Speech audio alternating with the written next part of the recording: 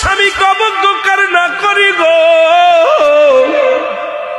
আমার স্বামীর যদি খেদমতে ত্রুটি হয় তুমি বেজার হয়ে যাবে আল্লাহ, আমি যেন আমার স্বামীর খেদমত করতে পারি। চোখের পানি ছেড়িয়া ছাড়িয়া কাঁদতে লাগলো রে। এই মুসলমান স্বামীকে বলে, স্বামী রে আপনি তাঁবুর মধ্যে থাকেন, আমি যাই গ্রামে যে কিছু আনতে পারি কিনা।